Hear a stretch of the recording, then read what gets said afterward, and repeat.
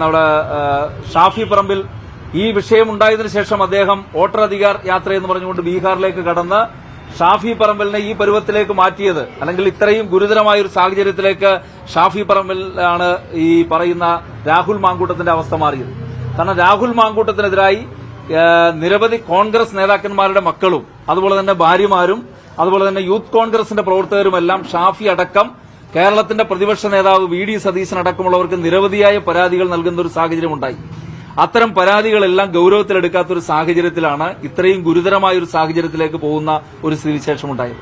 എന്നാൽ ഇപ്പോൾ ഷാഫി രാഹുൽ മാങ്കൂട്ടത്തെ ഇത്രയും ഗുരുതരമായ ആരോപണങ്ങൾ ഉയർന്നു വരുമ്പോഴും ഷാഫി പറമ്പിൽ രാഹുൽ മാങ്കൂട്ടത്തിനെ ഒരുപക്ഷെ ന്യായീകരിക്കുന്ന നിലപാടാണ്. കേരളത്തിൽ ഒരിക്കലും അംഗീകരിക്കാൻ കഴിയാത്ത ഈ കൂട്ടുകച്ചവടത്തിൽ രാഹുൽ നടത്തുന്ന ഈ പറയുന്ന സ്ത്രീപീഡനവുമായി ബന്ധപ്പെട്ടുകൊണ്ടുള്ള കൂട്ടുകച്ചവടത്തിൽ ഷാഫി പറമ്പിലിനും പങ്കുണ്ടോ എന്ന് കേരളത്തിലെ പൊതുസമൂഹം സംശയിച്ചു കഴിഞ്ഞാൽ അവരെ കുറ്റപ്പെടുത്താൻ കഴിയില്ല. മാത്രമല്ല, ഇത് അദ്ദേഹം ഉന്നയിച്ച ഒരു പ്രധാനപ്പെട്ട ആരോപണം എന്ന് പറയുന്നത് ഷാഫി പറമ്പിൽ പറഞ്ഞത് ഇത് രാഷ്ട്രീയ ആരോപണമാണ് എന്നുള്ളതാണ്. രാഷ്ട്രീയ ആരോപണമാണ് എന്ന് പറയുമ്പോൾ അദ്ദേഹത്തിനെതിരായി പരാതി നൽകിയ യുവനടി എന്ന് പറയുന്നത് കോൺഗ്രസിന്റെ സജീവ പ്രവർത്തകയാണ്. യൂത്ത് കോൺഗ്രസിന്റെയും KSUവിന്റെ എല്ലാം സജീവ പ്രവർത്തകയാണ്. അത് മാത്രമല്ല, അദ്ദേഹത്തിനെതിരായി ഏറ്റവും ശക്തമായ ആരോപണങ്ങളുമായി രംഗത്ത് വന്നത് ആരാണ് എന്ന് പരിശോധിക്കപ്പെടുമ്പോൾ എനിക്ക് 2 പെൺമക്കളാണുള്ളത്, അതുകൊണ്ട് ഈ സംഘടനയിൽ പ്രവർത്തിക്കുന്നതിന് ഭയമാകുന്നു എന്ന് പറഞ്ഞത് യൂത്ത് കോൺഗ്രസിന്റെ സംസ്ഥാന സെക്രട്ടറിയാണ്.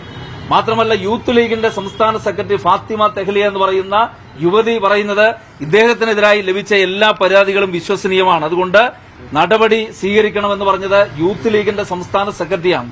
മാത്രമല്ല, ഈ പറയുന്ന ആലപ്പുഴ ജില്ലയിൽ നിന്ന് തന്നെയുള്ള യൂത്ത് കോൺഗ്രസിന്റെ സംസ്ഥാന സെക്രട്ടറി സ്നേഹയടക്കമുള്ളവർ യൂത്ത് കോൺഗ്രസിന്റെ സംസ്ഥാന പ്രസിഡന്റിനെതിരായി രാഹുൽ മാങ്കൂട്ടത്തിൽ MLAക്കെതിരായി വളരെ ശക്തമായിട്ടുള്ള പ്രതിഷേധവുമായി രംഗത്ത് വരുന്ന സാഹചര്യം.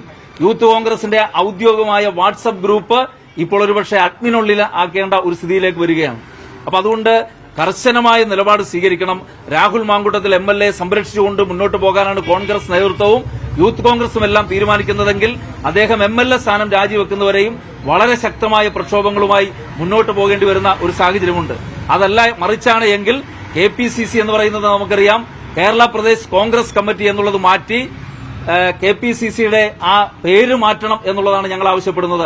അങ്ങനെയാണെങ്കിൽ കേരള പൌൾട്രി കോർപ്പറേഷൻ എന്നാക്കണം ഈ പറയുന്ന KPCC എന്ന് പറയുന്നത്. കാരണം രാഹുൽ മാങ്കൂട്ടത്തിലെ പോലുള്ള കോഴികളെ സംരക്ഷിക്കുന്നതിന് വേണ്ടിയിട്ടാണ്, വളർത്തുന്നതിന് വേണ്ടിയിട്ടാണ് KPCC തീരുമാനിക്കുന്നതെങ്കിൽ KPCCയുടെ പേര് മാറ്റാൻ തയ്യാറാകണം KPCC നേതൃത്വം.